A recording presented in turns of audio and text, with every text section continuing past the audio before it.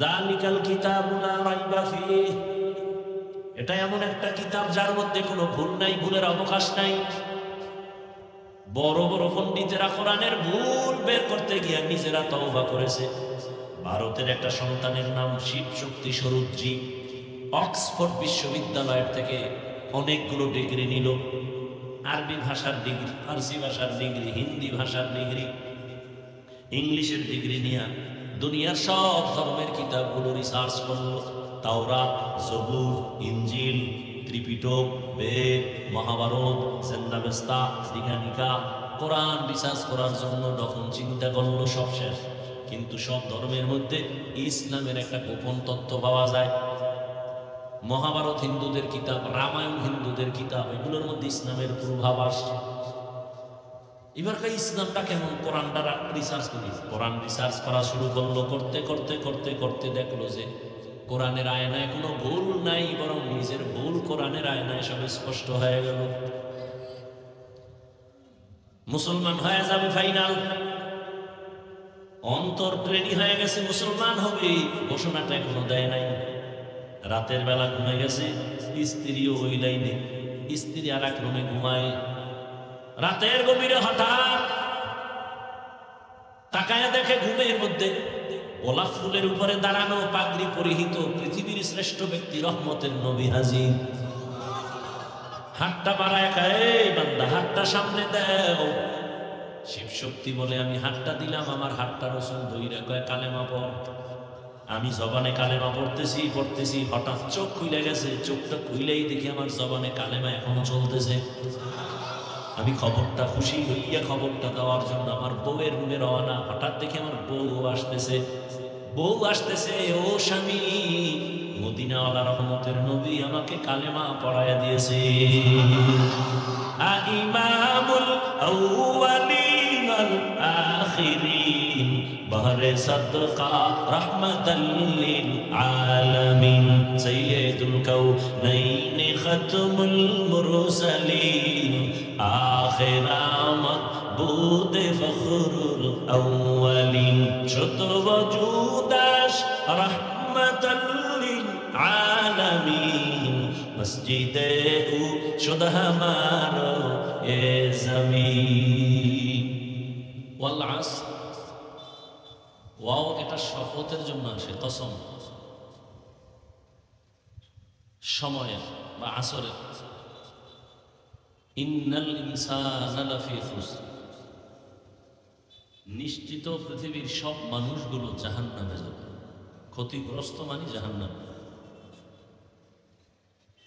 কিন্তু ইল্লা আল্লাযিনা আমানু, যারা ঈমান আনবে, ওয়া আমিলুস সালিহাত, যারা আমল করবে নেক আমল, ওয়া তাওয়াসাউ বিল হক, এবং এই ঈমান আমলের দাওয়াত অন্যকে দিবে, ওয়া তাওয়াসাউ বিস সবর, ধৈর্যের বয়ান করবে। তার মানে ঈমান আমলের বিরুদ্ধাচরণকারীদেরকে বাধা প্রদানে ধৈর্য ধারণ করবে। এটা পিছনে নাও না। এই গুণে গুণান্বিত যারা, এরা জাহান্নামে যাবে না। নবীজির হাদিস একটি বলেছি, হাদিসের তরজমাটাও শুনেন, খুব খেয়াল করবেন। কুল্লু উম্মতি ইয়াদখুলুনাল জান্নাতা ইল্লা মান আবা, নবীজি বলেন সব উম্মত জান্নাতে যাবে, সব, ইল্লা কিন্তু, মান আবা, যারা আমি মুহাম্মদকে অস্বীকার করে, মানে না, তারা জান্নাতে যাবে। কিলা মান আবা, সাহাবায়ে কেরাম জিজ্ঞাসা করলেন, ইয়া রাসূলুল্লাহ, আপনাকে মানে না, তারা কারা? নবীজি বললেন, মান আতাআনি দাখালাল জান্নাহ ওয়া মান আসানি ফাকাদ আবা, যে ব্যক্তি আমার অনুসরণ করবে সে জান্নাতে যাবে, যে আমাকে অস্বীকার করবে, বিরোধিতা করবে, সে আমাকে অস্বীকার করার কারণেই জাহান্নামে যাবে। হাদিসের একটু ব্যাখ্যা শুনি, 2-4 মিনিট সামান্য।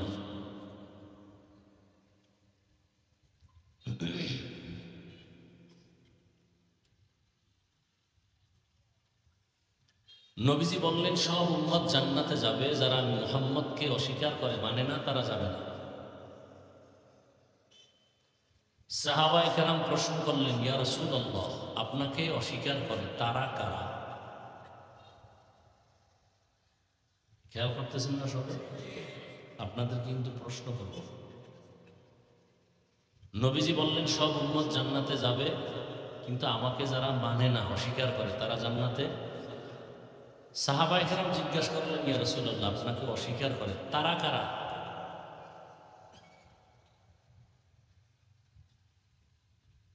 নবীজি এই প্রশ্নের জবাবটা শেষে দিলেন, মাঝখানে একটু মহব্বতের আওয়াজ দিলেন। সেটা কি? মান আতাআনি দাখালাল জান্নাহ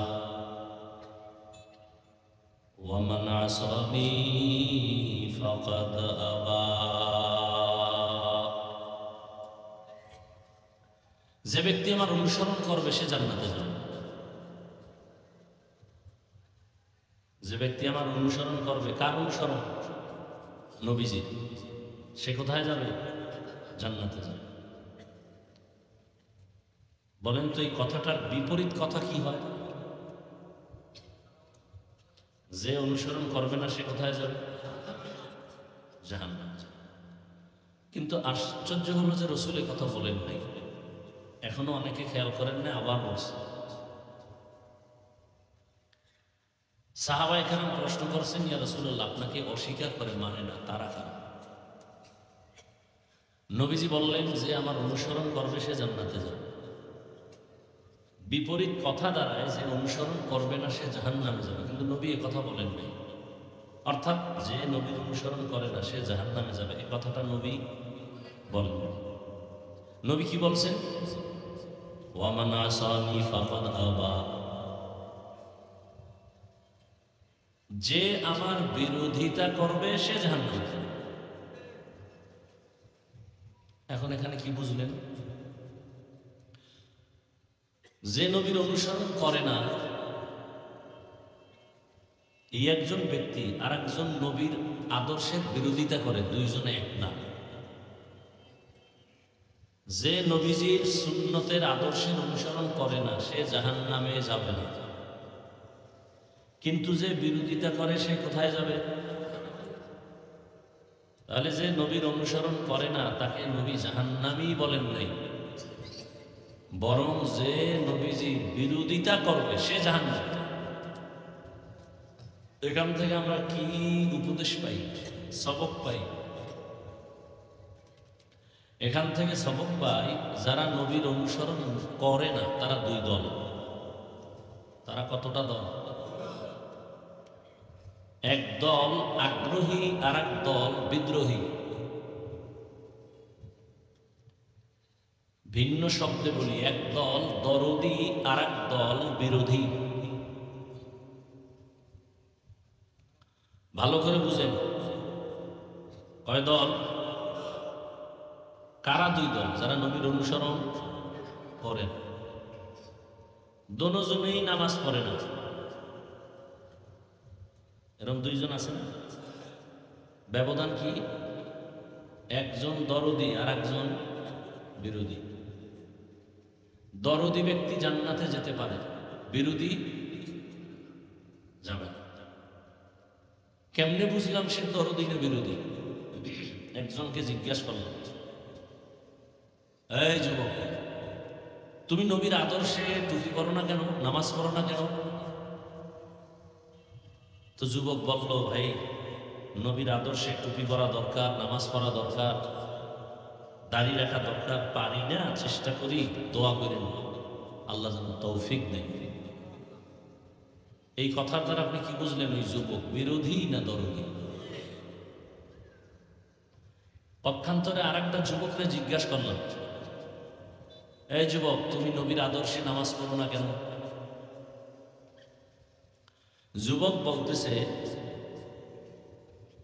প্রশ্নটা করা মাত্রই জবাব দিতেছে, নামাজ না পড়ার অসুবিধা কি? এরকম আছে না? ওর কথার দ্বারা কি বুঝলেন? সে দরদি না বিরোধী? আগ্রহী না বিদ্রোহী? রসুলের আদর্শের বেলায় বিদ্রোহীর নাম বেঈমান। দোনোজনেই নামাজ পড়ে না, একজন মুমিন আর একজন বেঈমান। যে দরদি সে মুমিন, যে বিরোধী সে বেঈমান। এখন এর রেজাল্ট কি? দরদি ব্যক্তিকে নামাজ না পড়লেও গালি দেওয়া যাবে, বিরোধী যে নামাজ পড়ে না বিরোধী, একে কোনো ছাড় দেওয়া ব্যবধান আছে তো? কি নামাজ পড়ে না দোনোজন, একজন দরদি আর একজন, দোনোজনই নামাজ পড়ে না। দরদি বেনামাজিকে গালি দেওয়া, বিরোধী বেনামাজিকে ছাড় দেওয়া যাবে না, সুযোগ পেলেই জুতা। ব্যবধান আছে না নাই? একজনে নামাজ পড়ে না আর একজন নামাজ পছন্দ করে না, দুইজন সমান? হ্যাঁ, বড় কঠিন কথা। একজনে পর্দা করে না, তাকে গালি দেওয়া, তার অন্তরে কি আছে? আগ্রহ আছে, সে করবে। আর একজন পর্দার বিধানকে পছন্দই করে না, সে বেঈমান। যে নামাজ পড়ে না মুমিন, যে নামাজ পছন্দ করে না বেঈমান। বুঝাইতে পারতেছি? যে হালাল খায় না মুমিন, যে হালাল খাওয়াকে পছন্দই করে না বেঈমান। যে কোরআনের আইনে রাজনীতি করে না মুমিন, আর যে বলে ইসলামের রাজনীতি নাই বেঈমান। ব্যবধান বুঝছেন তো? খুব কঠিন কথা, কিন্তু এটা বুঝাও বড় কঠিন। একজনে রাজনীতি করে না কিন্তু ইসলামের রাজনীতি সে সমর্থন করে, আর একজন ইসলামের রাজনীতি করে না আর সে রাজনীতি সমর্থনও করে না, বরং কি করে? বিরোধিতা করে, বলে ইসলামের রাজনীতি নেই। এরকম আশেখ রাসূল আছে না? আচ্ছা, এখানে তো আপনারা অনেক শিক্ষিত মানুষ, আমার কলিজার যুবক বাবারা, বলেন তো কোরআন শরীফের মধ্যে কোনো ভুল আছে কি? দুই একটা থাকলে আমাকে বলেন। আমি এখন যদি ধরায় দিতে পারি যে কোরআন শরীফ ভুল, আমি এখন দাড়ি কেটে বলি, প্যান্ট শার্টটাই লেখায় সমস্ত কোরআন শরীফ আগুন দিয়ে জ্বালায় দেবে, যদি ভুল বের করে দিতে পারেন।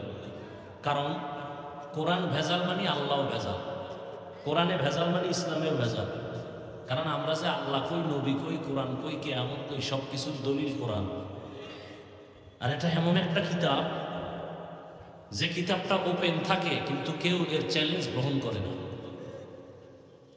কিতাবটা সব জায়গায় ওপেন, কেউ সিন্ধুকে তালা লাগায় না, কিন্তু এরপরও এর চ্যালেঞ্জ কেউ গ্রহণ করে না, বরং অনেকে চ্যালেঞ্জের মোকাবেলায় চুপে চুপে আগাইতে গিয়ে কালেমাওয়ালা হয়ে যায়। এবার বলেন, সেই কোরআন শরীফের মধ্যে যত কথা আছে কিছু কিছু মিথ্যা মনে হয়, সবই সত্য। বলেন তো সুলাইমান নবী দেশ চালাইছেন? জানা আছে আপনাদের? এই যে একটু আগে মনে হয় হুজুর এই কথাই বলতেছিল, সুলাইমান পয়গম্বর রাষ্ট্র চালাইছেন সোনার বাংলার মতো এতটুকু? পুরা দুনিয়া জানেন? ইউসুফ নবী মিশরের অর্থমন্ত্রী ছিলেন, জানেন? এই কথাগুলো কোরআন শরীফে আছে। কেন বলেন ইসলামের রাজনীতি নেই? হ্যাঁ, আপনি যে চান্দাবাজি আর ধান্দাবাজি রাজনীতি করেন, এটা ইসলামে নেই। এই চান্দাবাজ আর ধান্দাবাজদের এই নিয়ম নীতি ইসলামে নাই, কোরআনে নাই, কোন নবীর মধ্যে নাই, সাহাবাদের মধ্যে নাই। সত্য কথাটা স্বীকার করেন, মানেন আর না মানেন।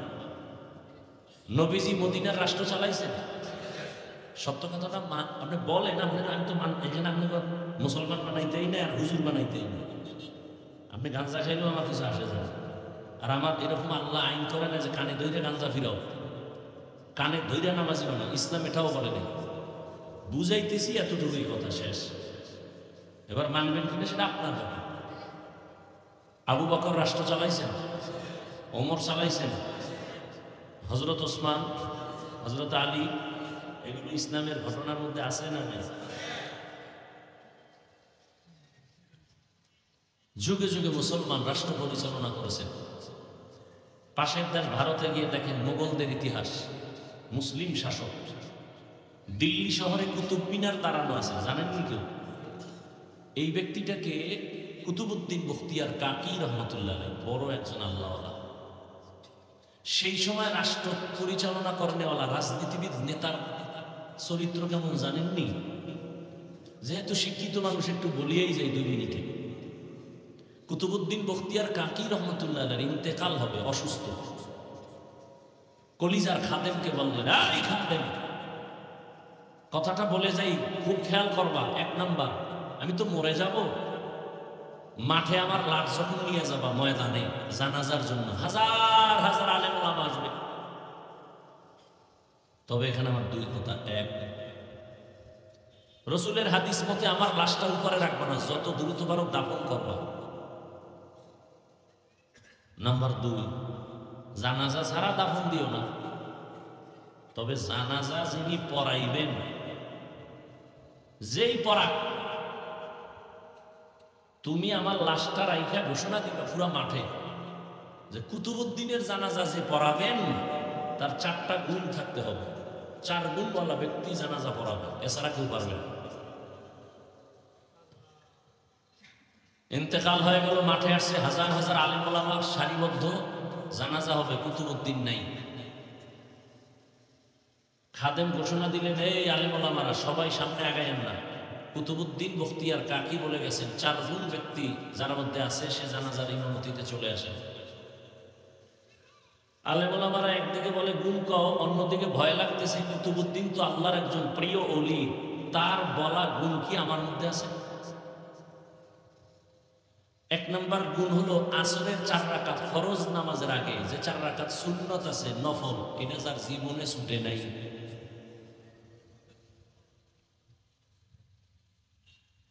2 নাম্বার গুণ, জীবনে 2 চোখ দিয়া কোনো বেপর্দা বেগানার দিকে নজর দেয় নাই। এইভাবে কয় গুণ? খাদেম যখন এই গুণগুলো কইছে, টোটাল ময়দান চুপ হয়ে গেছে, 1000 হাজার আলেম, কেউ সামনে আগে। খাদেম বারবার বলতেছে 4 গুণওয়ালা তাড়াতাড়ি আসো এবং দাফন তাড়াতাড়ি করো। অবশ্যই এখানে সেই ব্যক্তি আছে, নাকি কুতুবউদ্দিন বইলা গেল কেন? পর্দা উঠাইয়া আসো, গোপন থাইকে আর লাভ কি? আল্লাহর ওলি কষ্ট পায়। দীর্ঘ সময় অপেক্ষা করার পরে হঠাৎ করে পেছন থেকে একটা চিৎকারের আওয়াজ, চিৎকার দিয়ে একজন ব্যক্তি বলে, এই আমাকে রাস্তা করে দাও কুতুবউদ্দিনের খাটিয়ার সামনে যাওয়ার মতো। কুতুবউদ্দিনের খাটিয়া ধইরা এসে কাঁদতেছে আর বলছে, কুতুবউদ্দিন নিজেও গেলি, আমারও শেষ করলি। আমি যে 4 গুণের মালিক আমার বউও জানে না, আমি ব্যক্তি আল্লাহ ছাড়া কেউ জানে না, আজকে প্রকাশ করে আমার নাক চুল কেটে দিয়ে গেলি। আমার এই 4 গুণ তো আমার মালিক জানে, কেউ জানে না। সেই ব্যক্তিটাকে সেই সময় রাষ্ট্র চালানোওয়ালা রাজনীতিবিদ নেতা শামসুদ্দিন আলতামাস রহমতুল্লাহ। এবার বুঝো রাজনীতি কত প্রকার, কি কি। এই জন্য চান্দাবাজার ধান্দাবাজেরা জানে ইসলাম সঠিক, শান্তি দেয়, কিন্তু মানে না কেন? ওদের চুরি ডাকাতি দুর্নীতি জুলুম করতে পারবে না। কিন্তু কথা ভালো করে স্মরণাক্ষরে লিখে রাখবেন এবং অন্তরে ধারণ করবেন, কিয়ামতের আগ মুহূর্ত পর্যন্ত ইসলাম ছাড়া কোন চান্দাবাজার ধান্দাবাজ এই জমিনে কোনোদিন বিন্দু থেকে বিন্দু শান্তি দিতে পারবে না, পারবে না, পারবে না, কোনোদিন পারবে না।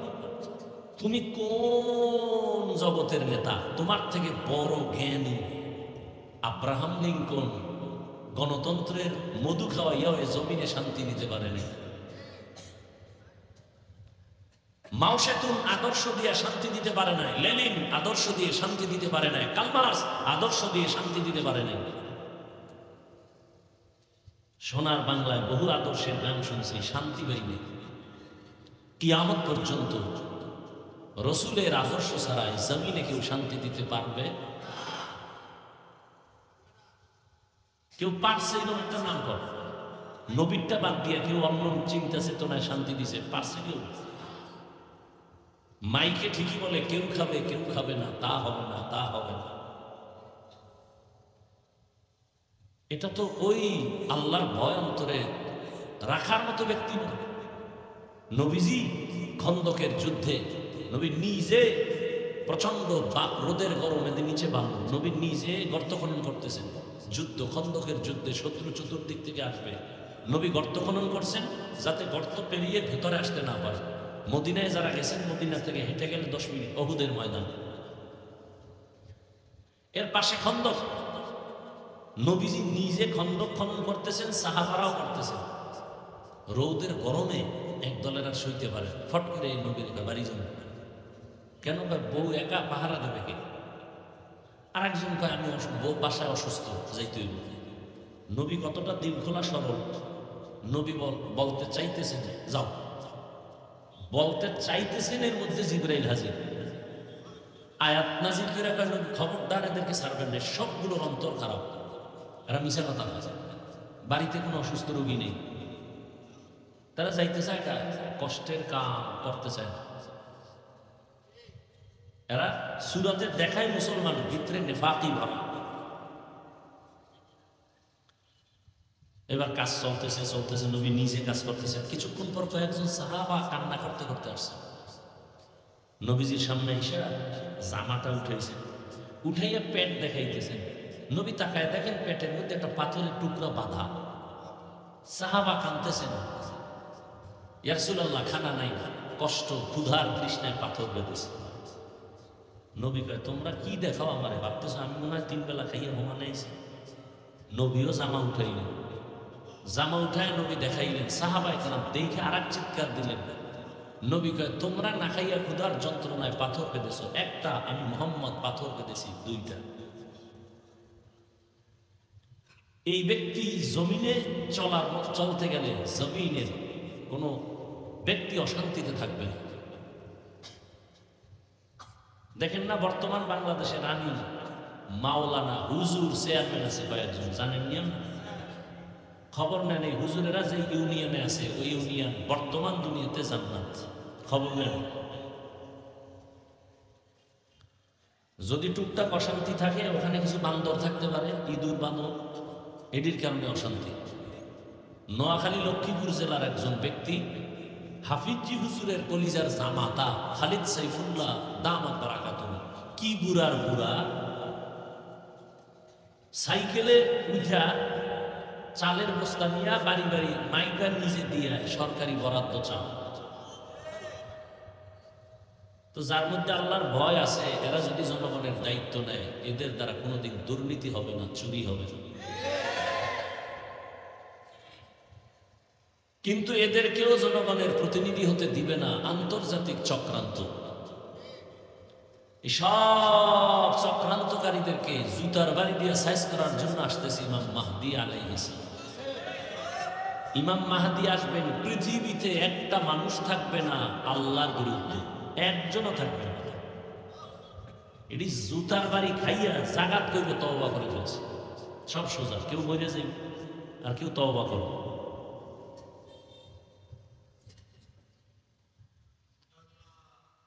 আল্লাহ, তো হাদিসের কথা বুঝাইতে গিয়ে এত দূর আসলাম। যে বলে আমি ইসলামের রাজনীতি করি না, তাকে গালি দেওয়া যাবে না, কেন? তার অন্তরে আগ্রহ আছে, করবে, সমর্থন করে। যে বলে ইসলামের রাজনীতি নাই, তাকে ছাড় দেওয়া যাবে না, কারণ তার ঈমান নাই। নামাজ পড়ে না, আর একজন নামাজ পছন্দ করে না, দুইজন কি সমান? খুব বুঝবেন।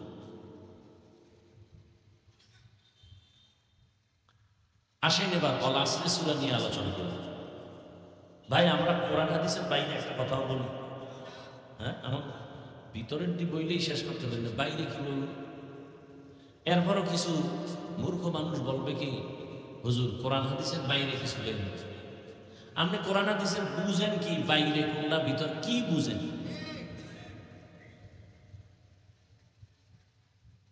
12 মাস 12 বছর ডাউলের পানি আটা রুটি খাইয়া কোরআন হাদিস 24 ঘন্টা কোরআন হাদিস পড়তে পড়তে পড়তে পড়তে পড়তে পড়তে স্কুল কলেজে তো এই পরিমাণ কষ্ট করে পড়ে না।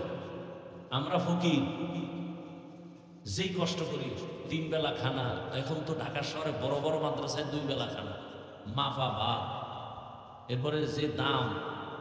আমরা পড়ছি তো আরো কষ্ট করে, গ্যাস নাই, লাকড়ির চুলা, 2 বেলা খানা দিত, সকাল 10টায় আর আসরের পর, তাও একটা বাড়ি মাপা। আর বোর্ডিং এর তরকারি কি ছিল? পাতলা ডাল। আর কিছুই না। তো ওই বাড়ির থেকে আসলে গোলালু আছে না, হয়তো আধা কেজি 1 কেজি বাবায় দিত, ওইটার কাইটা সাইন বা করে করে ফাঁকে ফাঁকে ভাতের মধ্যে দিতাম, সিদ্ধ হইতো, ওটা দিয়ে ভর্তা বানাইয়া 4 বেলা খাইতাম। ওই যে 2 বেলা দিত ওইটার 4 বেলা গেছে। আর এখন তো খাওয়ানোর মাদ্রাসা সব জায়গায়, খাওয়ানোর 10 বেলা খাইয়া ওটারে ফার্ম বানাইতেছে। মানে চতুর্মুখে নাকে মুখে খালি হামদাও, কলা, দুধ, টোস্ট, ডিম খাওয়াইতে খাওয়াইতে এখন আর কোরআন হাদিস মুখস্থ হয় না, ওটা ঢোকার তো ছিদ্রই নেই, সব বন্ধ খাওন দিয়ে। এখন আর এলেম নাই, পড়া মনে থাকে না, পড়বে কি? খাইতে খাইতে বেউস। 6 বেলা খাওন, 13 বেলা গোস্ত, 50,000 টাকা মাসে, কম্পিটিশন চলতেছে। আসেন, আপনার ঘরে এরকম খাওয়ান নাই, আমরা খাওয়াই এটারে পুরা তিমি মাছ বানায় ফেলবো।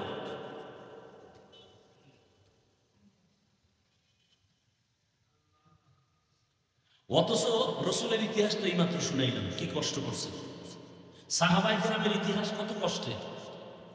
আমাদের মুরব্বী বড় বড় আউলিয়া কেরামদের ইতিহাস কত কষ্টে। আমরা তো এই একটা মাহফিল মাদ্রাসায় করতে গেলে আমরা ছাত্ররাই প্যান্ডেল করছি, গ্রামে হাইটে হাইটে বাস উঠেছি উজানি মাদ্রাসার খবর এখন। আমি তো জীবন অর্ধেক বেশি কাটাইছি, অর্ধেক বরগুনা পিসাবের মাদ্রাসায়, বরগুনা জেলা, বাকি জীবন কাটাইছি উজানি।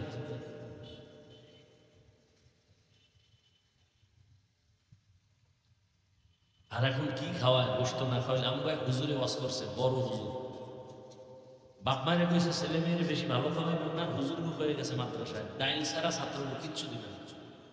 এলেম শিখতে হইলে যত কষ্ট করবে বরকত পাবে। দেখি তো যারা জন্মের মতো খায় ওর তো কোনো কামই নেই, খাইয়া লইয়া 3 বেলা নাদুস নুদুস চেহারা নিয়ে ভালো আলেম হয়েছে, একটা প্রমাণও জমিনে নেই, কোনো প্রমাণ নেই। জেনারেল লাইনে খোঁজেন, ভালো যারা সম্মানের চেয়ার পাইছে খোঁজ নেন, জীবনটা কষ্টে গেছে, লেখাপড়ার জীবন কষ্টে, অনেক কষ্ট করে এখন সে সর্বোচ্চ সম্মানের চেয়ার পাইছে, জেনারেল লাইনের খবর নেই। যাই হোক, কোন কথা বললে কোন দিক দিয়ে আবার ভেজাল লাগে, কারণ আমি তো এমনি এক ভেজাল্য মানুষ, সবাই অনেকের চোখে। হাফিজুর রহমান রাস্তা দিয়ে গেলেও একদলের কলিজা জ্বলে, এমনিই জ্বলে। মরাডারে মারো কেন, কয় লড়ে কেন, হুদাই কলিজা জ্বলে। ওই এক সুন্দরী মেয়ে রাস্তা দিয়ে হাঁটে, আর যুবক পিছন থেকে ডিস্টার্ব করে। যুবতী গায়ে তোর ক্ষতি করছি, কয় না, ডিস্টার্ব করো কেন, কয় তুই সুন্দরী কেন।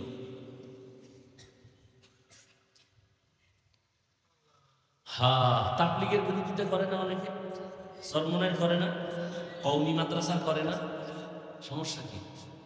তাবলীগের কারণে এই দেশে কয়টা মানুষ গাঁজা হয়েছে বলেন? একজনে দাঁড়ায় যে আমাকে 2,500-এ 2 জন পাওয়া গেছে, আগে ভালো ছিল, তাবলীগে যাইয়েই গাঁজা খাওয়া শুরু হয়ে গেছে। সরমনের কারণে কয়জন মানুষ বেনামাজি হয়েছে বলেন? কওমি মাদ্রাসায় পড়ার কারণে কয়টা ছাত্র মদের বোতল লইয়া দৌড়ে। তো বিরোধিতা কেন? জবাব পাইছে 2 মিনিট আগে যেটা দিলাম। সুন্দরী মেয়ে বলে, যুবক আমাকে ডিস্টার্ব করো কেন, তোর ক্ষতি করছি? কয় না, তো ডিস্টার্ব কেন করো? কয় তুই এত সুন্দরী কেন। তাবলীগওয়ালার বিরোধিতা করো কেন? কয় তাবলীগওয়ালাদের সোহবতে এত মানুষ যাইয়া ভালো হয় কেন। সরমনের বিরোধিতা কেন? কয় বড় বড় বড় বড় টাকাওয়ালা গাঁজাখোর ডাকাত দিয়ে ভাগরিওয়ালা হয় কেন।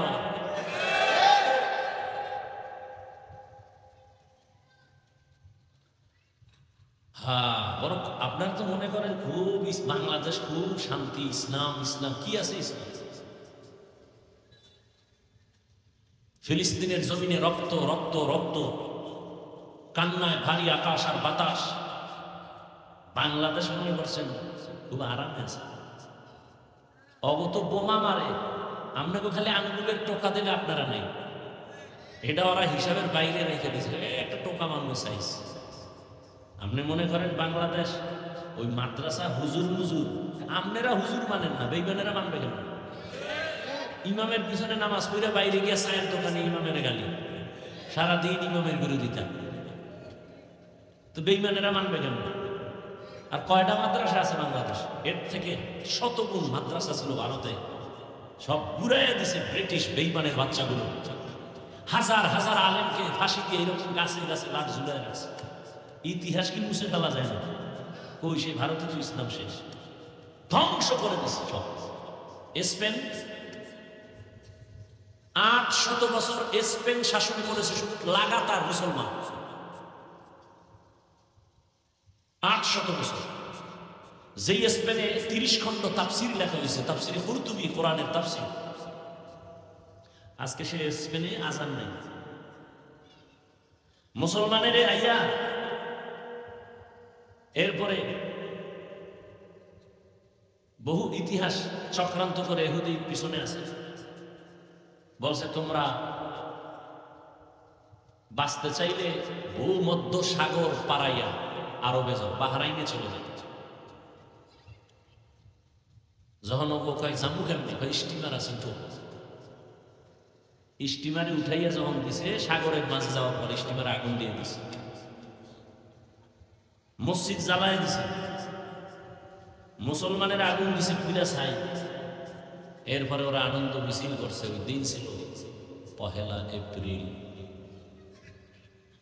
1 এপ্রিল সারা দুনিয়ার বেঈমানদের আনন্দের দিন, মুসলমানের কান্নার দিন। কিন্তু নির্লজ্জ মুসলমান না বুঝেই এপ্রিল ফুল পালনে লাফায়।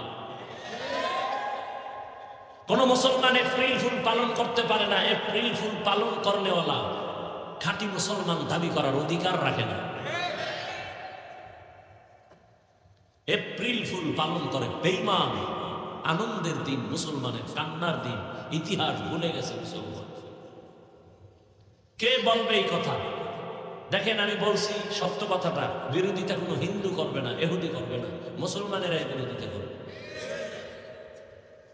এই বয়ান কোন খতিব সাহেব জুমায় করলে 1 সপ্তাহের মধ্যে দেখবেন যে খতিব নাই।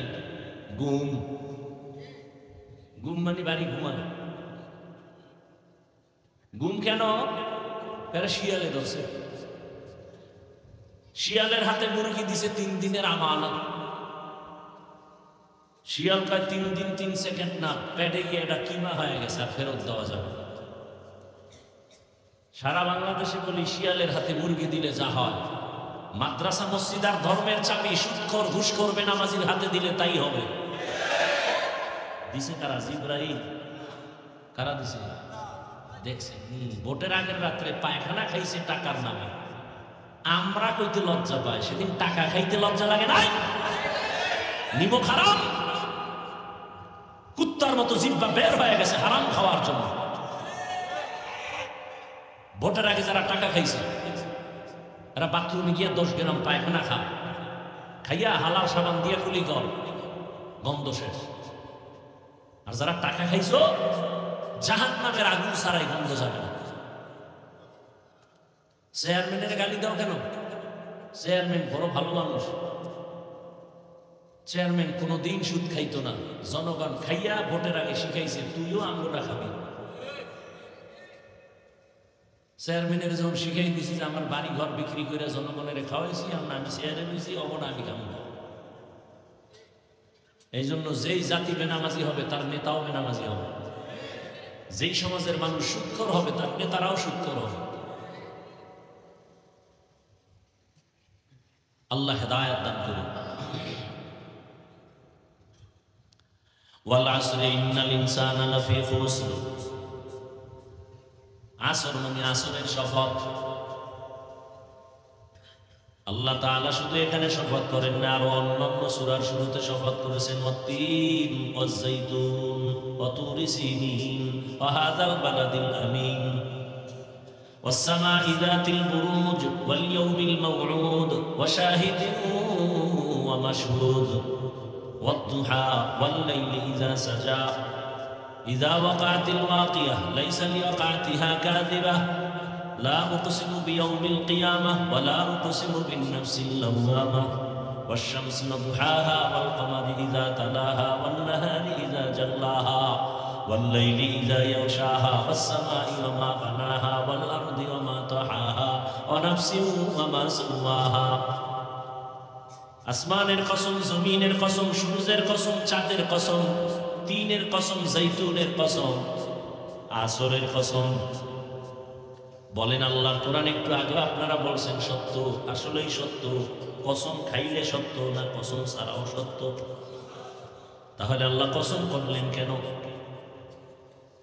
আমরাও মাঝে মাঝে কসম করি, করি না ভাই? কথাটা এমন, ভাই বিশ্বাস করি না বলে কসম, ভাই এখন বুঝছি, মানলাম। তাহলে আমরা কসম করি সন্দেহ দূর করার জন্য। আমার আল্লাহ কসম করছেন কোরআনে সন্দেহ আছে দূর করার জন্য। কোরআনে তো সন্দেহই, যালিকাল কিতাবু লা রাইবা ফীহ, এটা এমন একটা কিতাব যার মধ্যে কোনো ভুল নাই, ভুলের অবকাশ নাই। বড় বড় পণ্ডিতেরা কোরআনের ভুল বের করতে গিয়ে নিজেরা তওবা করেছে। ভারতের একটা সন্তানের নাম শিব শক্তি স্বরূপজি, অক্সফোর্ড বিশ্ববিদ্যালয়ের থেকে অনেকগুলো ডিগ্রি নিল। আরবি ভাষার ডিগ্রি, ফার্সি ভাষার ডিগ্রি, হিন্দি ভাষার ডিগ্রি, ইংলিশের ডিগ্রি নিয়ে দুনিয়ার সব ধর্মের কিতাবগুলো রিসার্চ করলো। তাওরাত, জবুর, ইনজিল, ত্রিপিটক, বেদ, মহাভারত, সেন্দাবেস্তা, দীঘানিকা, কোরআন রিসার্চ করার জন্য তখন চিন্তা করলো সব শেষ। কিন্তু সব ধর্মের মধ্যে ইসলামের একটা গোপন তত্ত্ব পাওয়া যায়।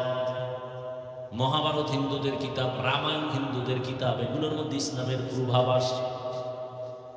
এবারকার ইসলামটা কেমন, কোরআনটা রিসার্চ করি। কোরআন রিসার্চ করা শুরু করলো, করতে করতে করতে করতে দেখলো যে কোরআনের আয়নায় কোনো ভুল নাই, বরং নিজের ভুল কোরআনের আয়নায় সব স্পষ্ট হয়ে গেল। মুসলমান হয়ে যাবে ফাইনাল, অন্তর রেডি হয়ে গেছে, মুসলমান হবে, ঘোষণাটা এখনো দেয় নাই। রাতের বেলা ঘুমে গেছে, স্ত্রীও ওই লাইনে, স্ত্রী আর এক রুমে ঘুমায়। রাতের গভীরে হঠাৎ তাকায় দেখে ঘুমের মধ্যে গোলাপ ফুলের উপরে দাঁড়ানো, পাগড়ি পরিহিত পৃথিবীর শ্রেষ্ঠ ব্যক্তি রহমতের নবী হাজির। হাতটা বাড়ায় খায়, এই বান্দা হাতটা সামনে দাও। শিব শক্তি বলে, আমি হাতটা দিলাম, আমার হাতটা রসুন ধইরা কয় কালেমা পড়। আমি জবানে কালেমা পড়তেছি পড়তেছি, হঠাৎ চোখ খুলে গেছে। চোখটা খুলেই দেখি আমার জবানে কালেমা এখনো চলতেছে। আমি খবরটা খুশি হইয়া খবরটা দেওয়ার জন্য আমার বউয়ের রুমে রওনা। হঠাৎ দেখি আমার বউ আসতেছে। বউ আসতেছে, ও স্বামী, মদিনাওয়ালা রহমতের নবী আমাকে কালেমা পড়ায় দিয়েছে। ইমামুল আউয়ালিন ওয়াল আখিরিন, বহরে সাদকা রাহমাতাল লিল আলামিন, সাইয়্যিদুল কাউনাইন খাতমুল মুরসালিন, আখিরামাত বুদে ফখরুল আউয়ালিন, শত ওয়াজুদাস রাহমাতাল লিল আলামিন, মসজিদে ও শুদ হামারো এ জমিন। পরবর্তীতে তার নাম রাখা হলো ইসলামুল হক। এরশাদ সাহেব যখন আমাদের দেশের প্রেসিডেন্ট, তখন সেই সন্তান ইসলামুল হক বাংলাদেশে আসছে। ভারতে এমন জোরে চাপ দিছে, দেশে থাকতে পারে নাই, মাটির তলে নিয়ে গেছে। তিনি একটা বই লিখছিল, আমি কেন মুসলমান হইলাম। তাহলে আল্লাহর কোরআন সত্য, কোনো ভুল নাই। আল্লাহ তো চ্যালেঞ্জ দিয়ে দিয়েছেন, ১৫০০ বছর হয়ে গেল, কেউ চ্যালেঞ্জ গ্রহণ করে নাই।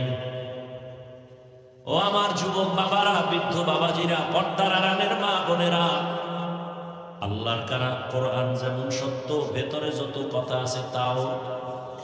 যুবকেরা কথা কম বল, কোরআন শরীফের মধ্যে জান্নাতের বয়ান আসেনি? কোরআন শরীফের মধ্যে জাহান্নামের বয়ান আসেনি? এগুলো মিথ্যা।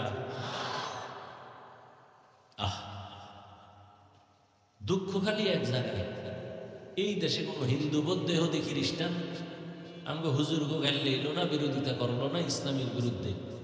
ইসলামটারে ১২টা বাজাইছে মুনাফিক মুসলমান। ইমাম সাহেব সুন্দরভাবে বয়ান করছে হক কথা, মসজিদের মুসল্লি সব সমান, কিন্তু এদের মধ্যে দুই দল হয়ে গেছে। কমিটির মধ্যে দুই ভাগ। এক দল কয় ইমাম সাহেব তো কোরআন হাদিস অনুযায়ী কথা বলছে, আর এক দল বলে যে এত করম কথা আমার দরকার নাই। দুই দল হয়ে গেছে, মুসল্লিও দুই ভাগ। বড় কঠিন হালাত। আল্লাহ শাফাত করলেন, সন্দেহ দূর করার জন্য শাফাত করেন নাই, বরং আল্লাহ বুঝাইতে চান সব কথাই দামি, তবে কসমের কথাটা আরো দামি। মানুষ তোমরা এদিকে একটু নজর দাও, যেমন আসরের শপথ করছে, আসর বড় দামি, এবং কসম খাইয়াছে কথা সামনে বলবেন এটা আরো দামি। ওয়াল্লাহ আসরের শপথ, শপথ খাইছেন আসরের, বোঝা গেল আসর বড় দামি এক সম্পদ।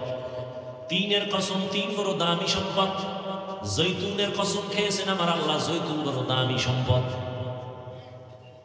আসমানের কসম খাইছেন, আসমান বড় দামি সম্পদ। জমিনের কসম খেয়েছেন আল্লাহ, জমিন বড় দামি সম্পদ। রাতের কসম খেয়েছেন, রাত বড় দামি সম্পদ। কেমন দামি? বান্দা দুনিয়াতে মানুষ সুস্থ থাকার জন্য কত কিছুই না করে।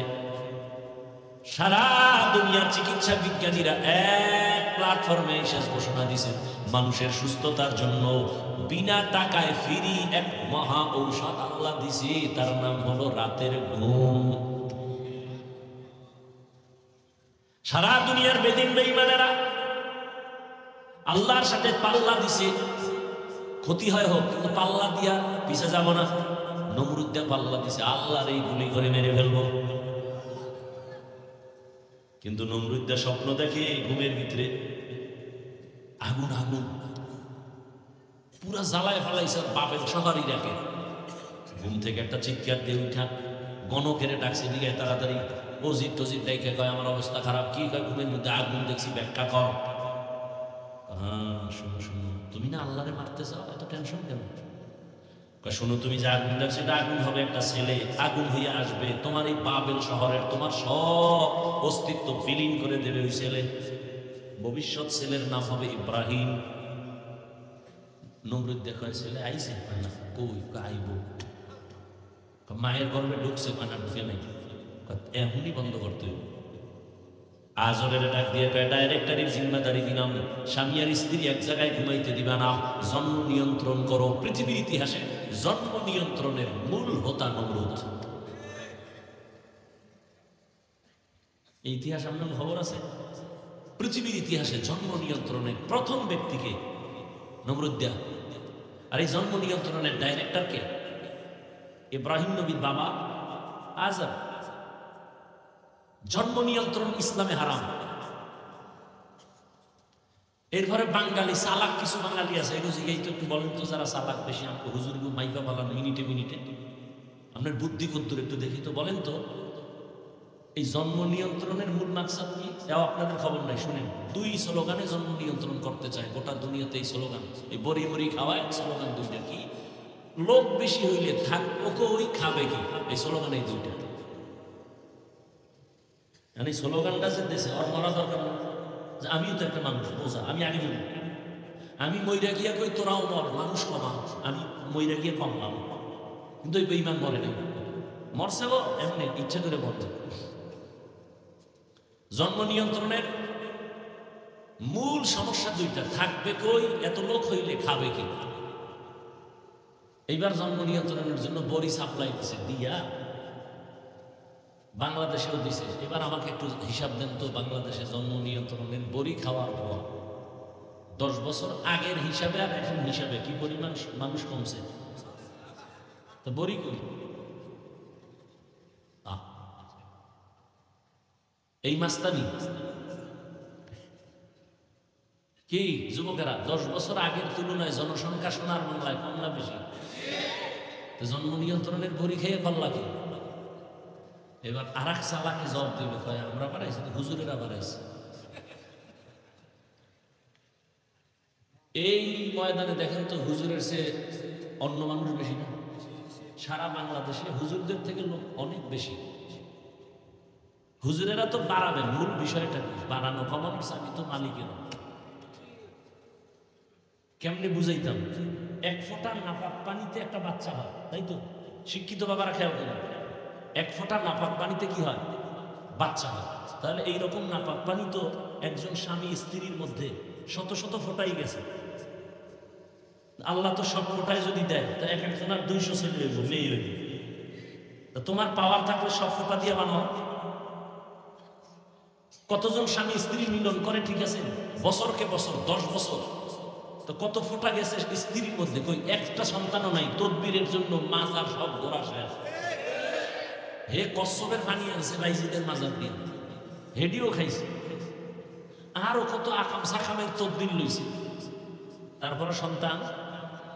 কি বুঝলেন? এক ফোঁটা নাপাক পানি সন্তান দিতে পারে? কে দেয়? লিল্লাহি মুলকুস সামাওয়াতি ওয়াল আরদ ইয়াহাবু লিমান ইয়াশাউ ইনাসা ওয়া ইয়াহাবু লিমান ইয়াশাউ যুকুর আও ইউযাওবিজুহুম যুকরানা ওয়া ইনাসা ওয়া ইয়াজআলু মান ইয়াশাউ আকিমা ইন্নাহু আলীমুন কাদির।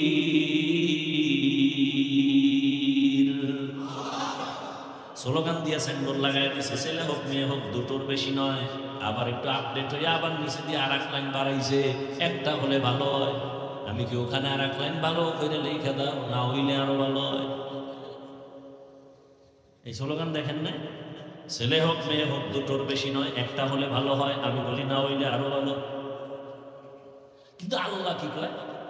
আমি চাইলে কাউকে ছেলে দেই, কাউকে মেয়ে দেই, কাউকে একটা দেই, কাউকে দেই না, কাউকে দোনোটা দেই। ক্ষমতা কার?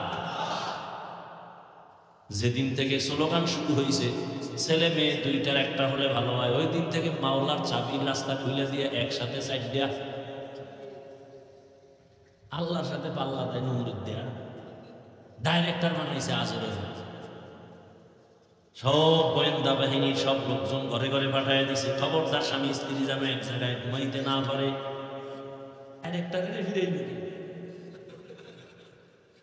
যারে দিয়ে ভূত সারা মেরে ভূতে পেয়েছে, ওই দিন আজরের যৌবনের জোয়ার লাইগে গেছে।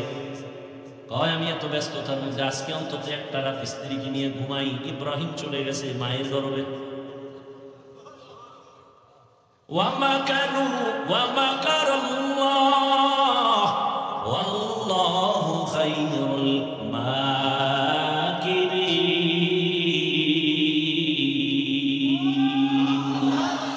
কাদের কুদরত দারি বার কামাল আনতা রব্বি আনতা হাসবি যুল জালাল তুহি কাদের জলিলুল্লাহ জাহাদার বহর হালে তুহি মেরা নেগাহদার।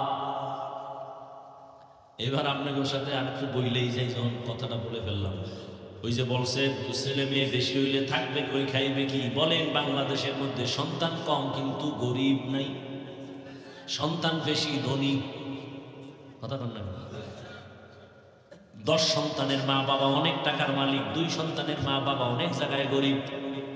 নাই না নাই? অভাব। আল্লাহ কয় রিজিকের মালিক আমি আল্লাহর কাছে, সংখ্যা দিয়ে আমি রিজিক দেই না। সংখ্যার উপরে রিজিক নির্দিষ্ট না। এরপর কয় রিজিক বাড়ায় দিব আমি, তোর কেন টেনশন? 1% জমিনের মধ্যে, এই মুরব্বীরা কইেন, 1% জমিনের মধ্যে 30 বছর আগে যেই পরিমাণ ধান হইতো, এখন 1% জমিনে ধান আগের তুলনায় কম না বেশি? আপনার আব্বাই দিছে, সরকার দিছে। আগে 13টা পেয়ারা খাইতেন, জিব্বায় টের পাইতো না। আর এখন এমন বড় বড় পেয়ারা, একটা পেয়ারা একা খাওয়া যায় না, এত বড় পেয়ারা সরকার বানাইছে। কাদের কুদরত দারি বার কামাল আনতা রব্বি আনতা হাসবি যুল জালাল। না খায় মরছে বাংলাদেশের মানুষ। বাংলাদেশে তো মানুষ খানার অভাব নাই। এরে নবীরা আসে, লোকও বাড়তেছে, রিজিকও বাড়তেছে, থাকার জায়গার অভাব নাই। কত জায়গা ভরে রয়েছে, তুমি তো 2500 খবর রাখো না। মাওলায় যদি কয় যমুনা নদীটারে চর ফালাই দিলে কই ভাবি এত মানুষ থাকার জায়গা করি? এরপর কয় আমি মাওলা সিস্টেম কেমন করছি দেখ, 13টা 16টা বাংলাদেশের প্যাকেট করে রাখা যাবে সৌদি আরবের মধ্যে। ওখানে জনসংখ্যা কম, বাঙালি ওখানে যাইয়া জনমের মতো খাবি আর ঘুমাবি। তোরা যদি না যাও, সৌদিওয়ালাদের চলার কোনো পথই নাই। সৌদি আরবের মানুষ মোটামুটি চালাক হয়েছে বাঙালিদের কারণে। ঠিক নি? বাঙালিরা চালাক বেছে বেছে সারা দুনিয়াটারে ভাইজা ফিরে খাইতেছে, খালি চালাক বিক্রি করে, বুদ্ধি বেছে। সারা দুনিয়াতে বাঙালি ঘুরতেছে ঘুরতেছে, বুদ্ধি দিতেছে, দিতে দিতে এখন নিজেরাই ধরা খাইছে। এমন ধরা খাইছে, সৌদি থাকা কষ্ট, দোকানের মালিকানা হারাই ফেলছে, ক্যাশ বাক্সের মধ্যে, ক্যাশের মধ্যে আর বসে না। তোরা গোলাম ছিলি, গোলামি থাক, মালিকানা বাহাল।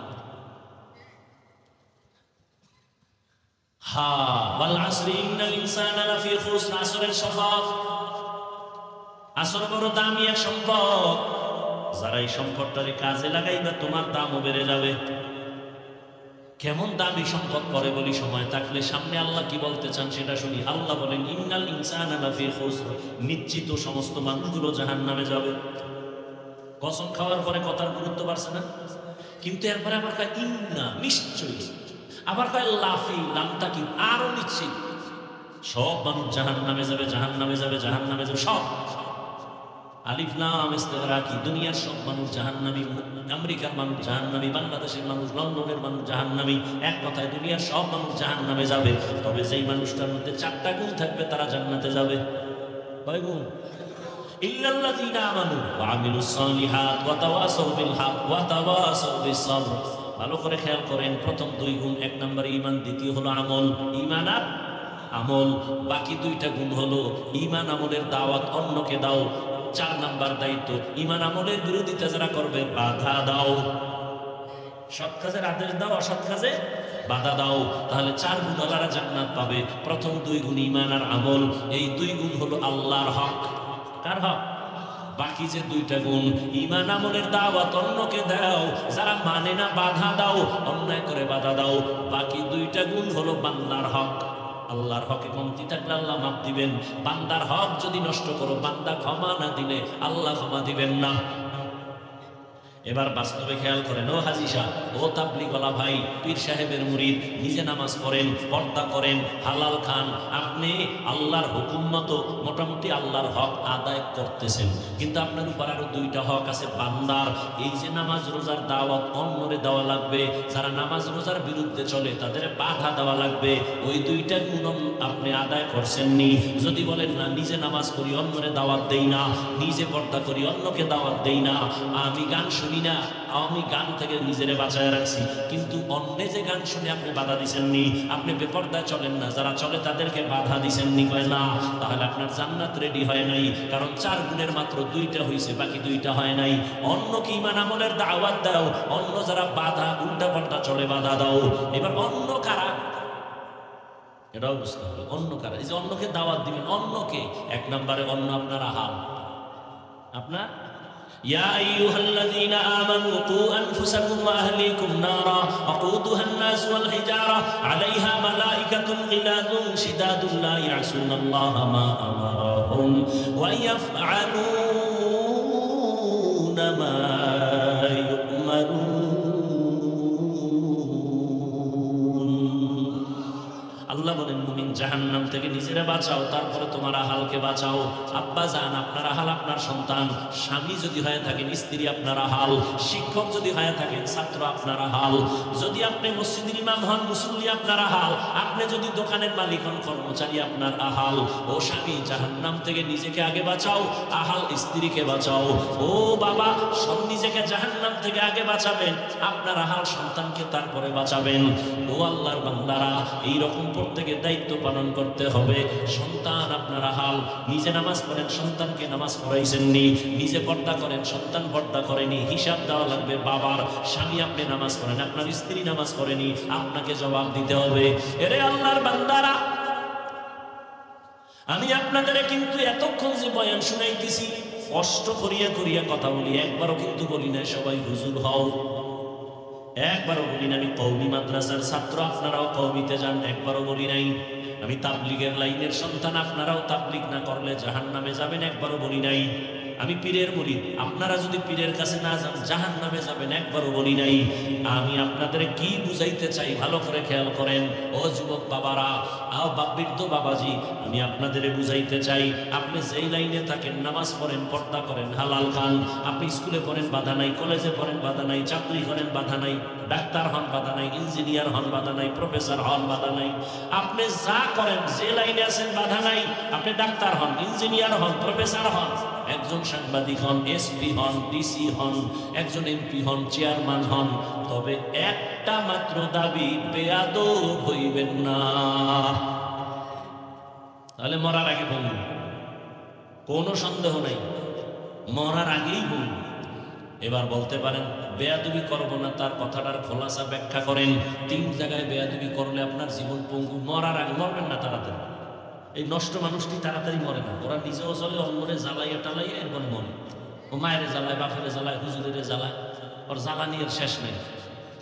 তা আল্লাহ শেষে ওরে জ্বালায়, বিছনায় ফালাইয়া পাও ভাঙ্গে, কিডনি শেষ হয়, লিভার শেষ হয়, ভোগতে ভোগতে ভোগতে ভোগতে পরে মরে।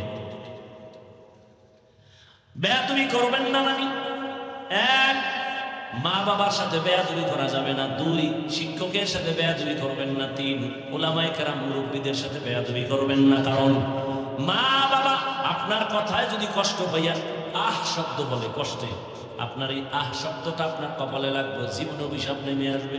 কারণ মা বাবার চোখের পানি আর দোয়া ছাড়া জমিনে কোনো সন্তান সম্মানের চেয়ার পায় নাই। মা বাবার চোখের পানি আর দোয়া ছাড়া কোনো সন্তান পরীক্ষায় পাশ করে নাই। জানো না রে নিমো খারাপ, জানো না তুই পরীক্ষা দিতেছ, তোর খবর নাই যে মা সারা রাত দোয়া করতেছে, মাওলা আমার সন্তানের পরীক্ষায় তুমি পাশ করায় দাও। চাকরির ইন্টারভিউ দিছো, তোর মা কিন্তু ঘুমায় নাই, বাবায় ঘুমাইছে, মা দোয়া করছে আল্লাহ আমার সন্তান ইন্টারভিউ দিতে যায়, তুমি সফলতা দিও। বিদার চাইতেছো, মা ঘুমায় না, কান্না করে দোয়া করছে, হে মালিক আমার সন্তানটারে তুমি ভালো চাকরির ব্যবস্থা করে দিও। আমি হাফিজুর রহমান এই চেয়ারে মা বাবার চোখের পানি ছাড়া বসতে পারি নাই, তবে আমার আব্বা আম্মা আমার জন্য কলিজা বইরা দোয়া করছেন, কিন্তু আমার বয়ান শিখাইয়া এই চেয়ারে বয়ানে বসান নাই। আমাকে বয়ান শিখাইছেন হাতে ধরে ধরে আমার শিক্ষক, আমার উস্তাদ, আমার উলামায়ে কেরাম। ঠিক নেই? আমি দস্তখত দিতে পারতাম না, আমার শিক্ষক আমারে দস্তখত শিখাইছে। আমি আরবিতে কথা বলতে পারতাম না, ইংলিশে কথা বলতে জানতাম না, শিক্ষক আমাকে শিখাইছে। আমি বাংলায় কথা বলতে পারতাম না, বাবার নাম বলতে পারি না, মায়ের নাম বলতে পারি না, শিক্ষক আমাকে শিখাইছে। আমার সব কিছু শিক্ষকের অবদান আমার পেছনে কম না। আবার আমি বয়ানও শিখছি, বয়ান যখন করি কিন্তু বয়ানে মজা পাওয়া যায় না। মজা যখন আসতে শুরু হইল তখন এই মজা বাড়তেছে আল্লাহওয়ালাদের দোয়ার কারণে, আল্লাহওয়ালাদের নেক নজর। এই জন্য যারা আলেম, এই যে বাংলাদেশে যত ঝামেলা দেখো, সব ঝামেলার একমাত্র কারণ আলেমদের সাথে বেয়াদবির ফলাফল। হ্যাঁ, আজকে একজন বাংলাদেশের বড় আলেম মাদ্রাসা আসছে, জিজ্ঞাসা করলাম হযরত আপনার মাদ্রাসা নিয়ে তো ঢাকার মধ্যে ভেজাল করছে একদল, খবর কি? আসল লিডারটা এখনো আছে, কিন্তু ফাতি নেতা টেতা সবগুলো ধাম ধাম করে মরে গেছে। প্রথমে এক এমপি ফাইজলামি করছে, এটা মরে গেছে। পরে আর এক কমিশনার ফাইজলামি চালাকি করছে, হুজুরের সাথে মরছিল, ওর সাথে সাঙ্গপাঙ্গু ছিল, 13 জন সব মরছে। আর একটা আছে পঙ্গুর মতো বই, ওটা পঙ্গু। আলেমের সাথে বেয়াদবি, মরার আগে বিচার শুরু, মনে রাখবা, মানো আর না মানো লেখা রাখবে। মা বাবার সাথে বেয়াদবি করলে মরার আগে বিচার শুরু। শিক্ষকের বরদোয়া লাগলে, আলেমদের বরদোয়া কপালে লাগলে মরার আগেই বিচার শুরু, রাসূলের হাদিস। 2টা অন্যায় করলে বিচার হবে মরার আগে। 1 নাম্বার অন্যায়ের নাম জুলুম, 2য় অন্যায়ের নাম মা বাবার সাথে বেয়াদবি। জুলুম 3 প্রকার: আল্লাহর সাথে জুলুম, নিজের সাথে জুলুম, অন্যের সাথে জুলুম। আল্লাহর সাথে জুলুমের নাম শিরিক। নিজের সাথে জুলুম, অন্যের সাথে জুলুম মানি। অন্য বলতে মা বাপ হতে পারে, উস্তাদ হতে পারে, শিক্ষক হতে পারে, আলেম হতে পারে, অন্য মখলুক হতে পারে। অনেকে কুকুরের উপরে জুলুম করে, বিড়ালের উপরে জুলুম করে, বিভিন্ন প্রাণীর উপরে জুলুম করে। এক মহিলা বড় আল্লাহওয়ালা, খুব আমলওয়ালা, বিদায় বেলা ঘরে আসছে একটা বিড়াল, এটারে ধৈর্য খাঁচা আটকাইছে, নিজেও খানা দেয় না, ছেড়েও দেয় না, অন্য জায়গায় গিয়ে খাবে। বিড়ালটা না খাইয়া ধুকে ধুকে মরে গেছে। রহমতের নবী শুনাইতেছেন, ও সাহাবায়ে কেরাম, গাইবি আওয়াজ আছে, এই মহিলা তোর জীবনের সব আমল বরবাদ। একটা বিড়ালের সাথে যদি জুলুম করলেই হয়, হুজুরগুলোর সাথে যারা জুলুম করে, ওর কপাল শুধু একটা পড়বার, মাইয়ার কিডনি যাইব, পোলার পাও ভাঙবে, ওর বউ লিভার নষ্টে মরবে, ওর মানে শেষ নাই ওর গজবে। কিন্তু কেউ বরদোয়া করে না, কোন আলেম বরদোয়া করে না, কলিজা দিয়ে কান দেয়ার দোয়া করে। কিন্তু মাওলায় যদি একবার রাগ করিয়েই ফেলে, এটার হুজুরে ফিরে আইবে কেমন?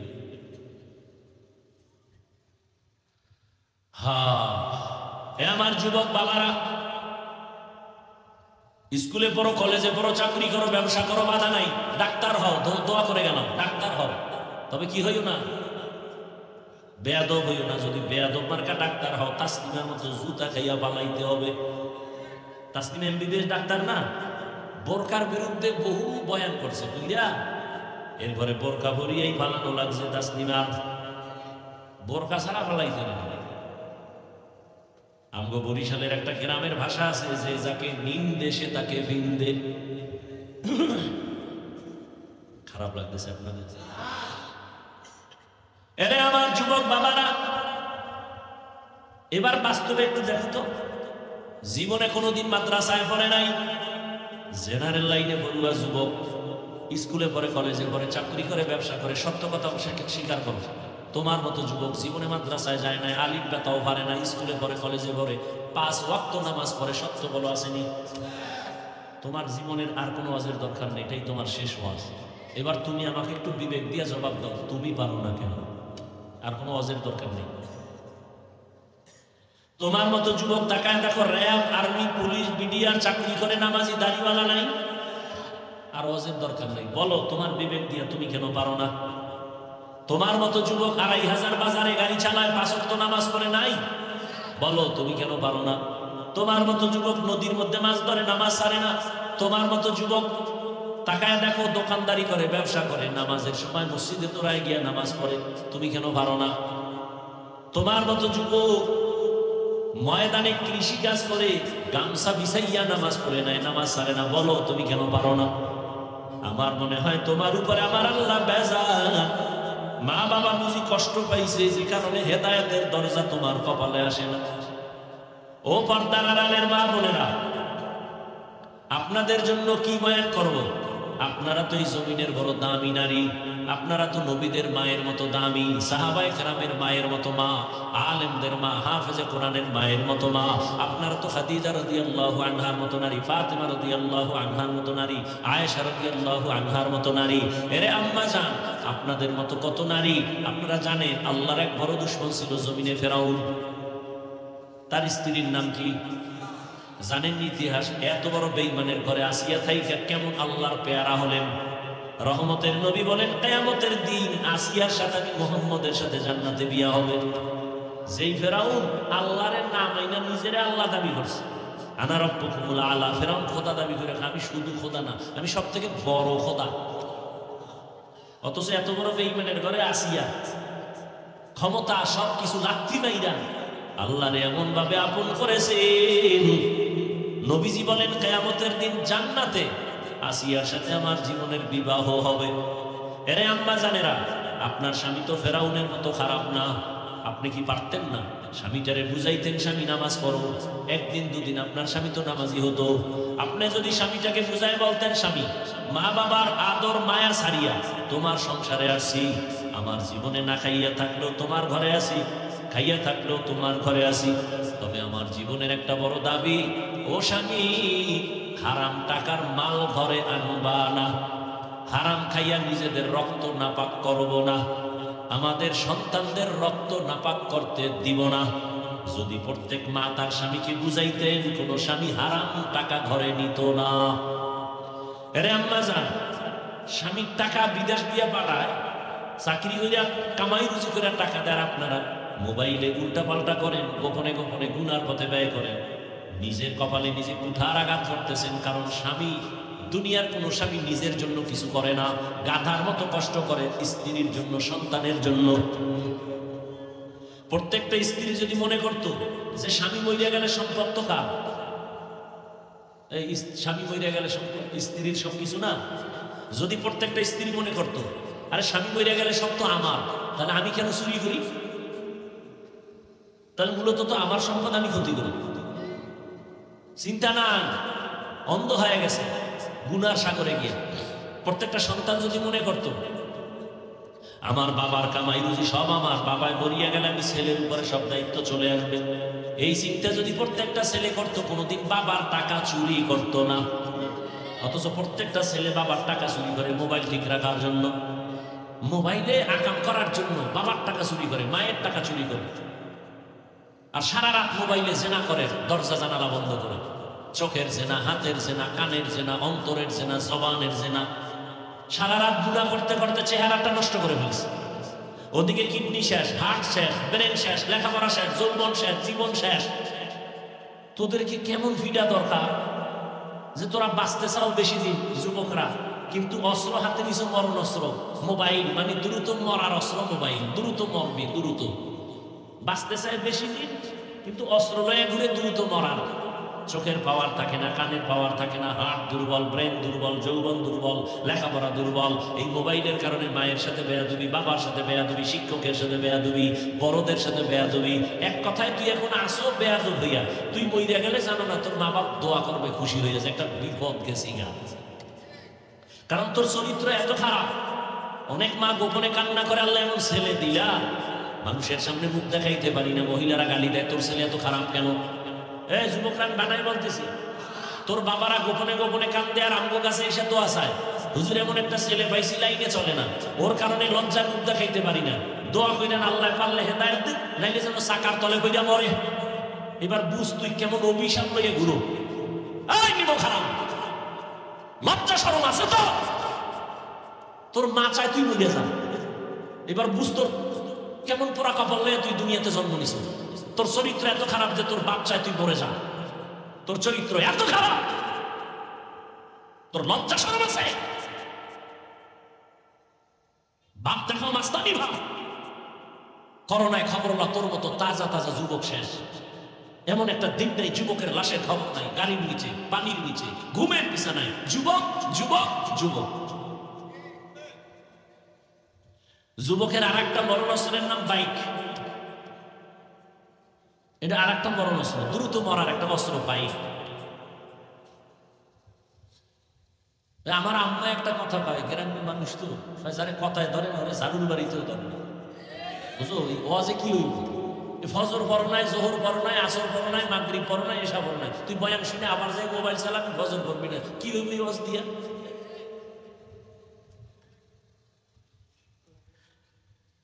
আহ, অথচ তোমার মতো যুবক বহু ডাক্তার আছে সারা দুনিয়ায় সম্মান।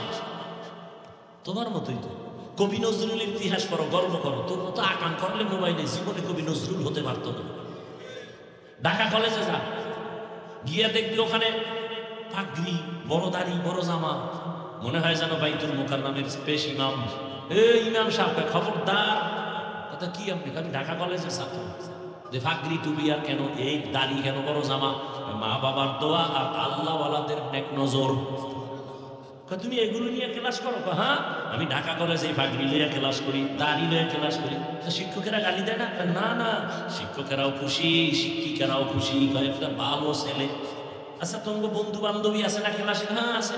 মাঝে মাঝে তোমাদের পার্কে ডাকেনি? যুবক কয় হ্যাঁ ডাকে, কিন্তু তখন বিব্রতকর অবস্থায় হইয়া যায়। কি কব? আল্লাহর কুদরত। কিছু মাইয়ারা আছে, ওরা আমার পক্ষে সাপোর্ট দিয়ে খাই, ও একটু আল্লাহ বিল্লাহ করে, ওরা ডিস্টার্ব করিস না, আমরা বা কি আল্লাহ দেখাইতেছে তোর কপালে তো খারাপ কেন রে? তুই ভালো না কেন? তোর চেহারার দিকে তাকাইলে মায়া লাগে না কেন? তোর চেহারায় উজ্জ্বলতা নাই কেন? সারা রাত কি করছো?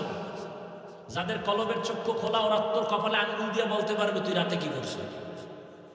আমাদের তো কলবের চোখ খোলা নেই। যাদের কলবের চক্ষু খোলা, ওরা কপালে দেখলেই বুঝো সারা রাত কি করছে। আল্লাহ সে পাওয়ার দেয়, সেই পাওয়ারের নাম কোরআনের আয়াত অনুযায়ী পাওয়ারটার নাম ফুরকান।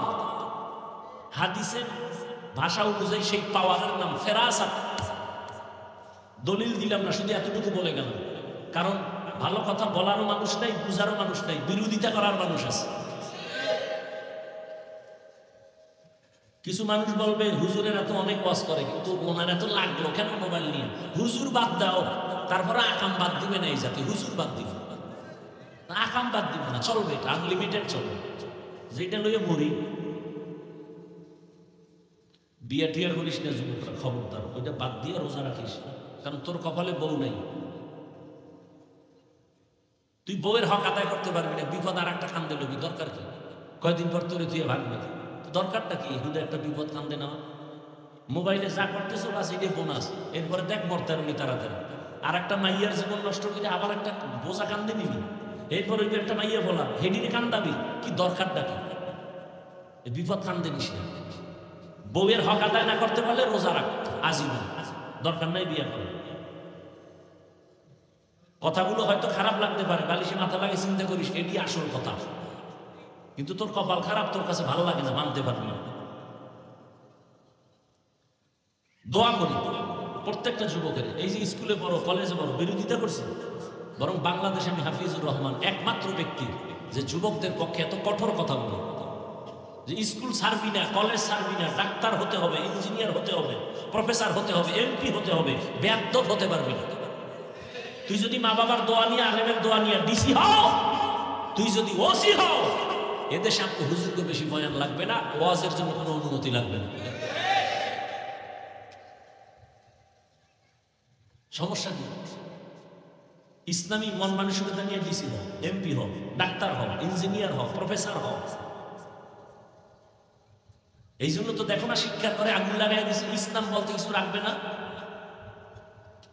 কলেজে ভার্সিটিতে যাবে, ইসলামের কোন ইতিহাস না থাকে, ওমরের ইতিহাস জবাই করে দিছে, কারণ ওমরের ইতিহাস শুনলেই শরীর গরম হয়।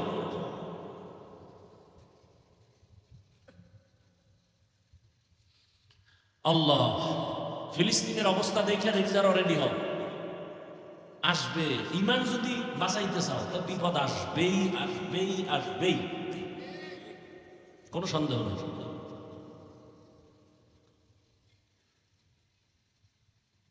এখন আমি উপায় কি? অন্যায় তো কইরেই ফেলছি, তওবা করো, দিল খুলে আল্লাহকে বলো, আল্লাহ আর জীবনে নামাজ ছাড়বো না, জীবনে তো কম নামাজ ছাড়িনি। মনে চাইছে পার্কে যাবো, তো মনে চাইছে এখন নামাজ ছাড়বো, ছাড়েছে, মনে চাইছে দাড়ি কাটবো, কেটে নিয়েছে। আর কত, আর কত বছর দাড়ি কাটলে তোমার সব মিটবে বলো? আর কত বছর নামাজ না পড়লে তোমার মনের আশা পূরণ হবে? আর কত বছর অন্যের মাইয়ার চরিত্রের উপরে হামলা করলে তোমার মনের আশা পূরণ হবে? এখনো কি ফিরবা না? হেদায়াতের মালিক আল্লাহ, অন্তর খুলে তওবা করো। পর্দার আড়ালের আম্মা জানদেরও বলবো, সন্তান আল্লাহ দান করেছে, একটা সন্তানকে আদর্শ ডাক্তার বানায় যান। কোরআন পড়বে, ডাক্তারি করবে, মা বাবার জন্য আবার দোয়াও করবে। আজকে থেকে মা আপনারাও তওবা করেন, আর বেপরদায় চলবেন না, স্বামীর মাল খেয়ানত করবেন না, সন্তানটাকে বেলাইনে চালাবেন না, মোবাইলে সময় নষ্ট করবেন না। এরে আম্মা জান, আপনাদের মতো পর্দাওয়ালা নামাজি মা আছে না নাই? আপনারা কেন পারবেন না? তওবা করেন। বৃদ্ধ বাবাজিরা, আপনার মতো কত বুড়ারা মসজিদে গিয়ে নামাজ পড়ে, আপনারা কেন পারেন না? এখনো সময় আছে, তওবা করেন, আর নামাজ ছাড়বেন না, বেপরদায় চলবেন না। যুবক বাবাদের বলবো, তওবা করো। জীবনে কত নামাজ ছাড়লা, বেপরদায় চললা, মনে মনে আমার আল্লাহকে বলো, হে আল্লাহ, আমি আদর্শওয়ালা ডাক্তার হব, আদর্শবান ইঞ্জিনিয়ার হব, আর নামাজ ছাড়বো না, বেপরদায় চলবো না, মা বাবারে কষ্ট দিব না। ওলামায়ে কেরামের দোয়া নিয়া, শিক্ষকের দোয়া নিয়া, নবীর আদর্শ মেনে চলবো। তওবা করার মতো যদি অন্তর কারো তৈরি হয়, মুনাফিকি না থাকে, খাঁটি তওবার নিয়ত যাদের আছে, দুটো হাত আল্লাহকে দেখায়া দাও। আয় আল্লাহ, হাতগুলো কবুল করে নেন, তওবা কবুল করে নেন, তওবার উপরে মজবুত হইয়া চলা তৌফিক আমাদের দান করেন, আমিন। আলহামদুলিল্লাহি রাব্বিল আলামিন, والصلاة والسلام على سيد الأنبياء والمرسلين وعلى آله وأصحابه أجمعين. يا أرحم الراحمين، يا أرحم الراحمين، يا أرحم الراحمين. رب ارحمهما كما ربياني صغيرا. اللهم إنك عفو كريم تحب العفو فاعف عنا. اللهم إنا نسألك رضاك والجنة ونعوذ بك من سخطك والنار. দয়ার মালিক, কুদরতের নজর দিয়া দেখেন ওলামায়ে কেরাম, মুরব্বী, হাজী সাহেব, ব্যবসায়ী, চাকরিজীবী, যুবক, ছাত্র, মা বোনেরা হাত তুলেছেন। আমরা সবাই গুনাহগার, জাহান্নামের আসামি। আয় আল্লাহ, শয়তানের ধোঁকায় পড়ে গুনাহ করেছি। গুনাহের কারণে আমার হাত না পাক, আমার চোখ না পাক, আমার জিহ্বা না পাক, আমার অন্তর না পাক। তওবার নিয়ত করেছি আর গুনাহ করব না রে আল্লাহ। মেহেরবানি করে দয়ার নজরে নবীজির মোহাব্বতে আমাদের জীবনের সব গুনাহ মাফ করে দেন। মাহফিল কবুল করে নেন, আয়োজনকারী সহযোগিতাকারীদের কবুল করে নেন, এলাকায় শান্তি দান করেন আল্লাহ। মা বোনদের আবেদা বানায় দেন, সন্তানগুলো নেককার বানায় দেন, যারা লেখাপড়া করে পরীক্ষার্থী কামিয়াবি দান করেন। আয় আল্লাহ, আমার কলিজার যুবকদের দিনের খাদেম বানায় দেন, মোবাইলের গুনাহের থেকে হেফাজত করেন আল্লাহ। আয় আল্লাহ, মোবাইলের গুনাহের থেকে হেফাজত করেন।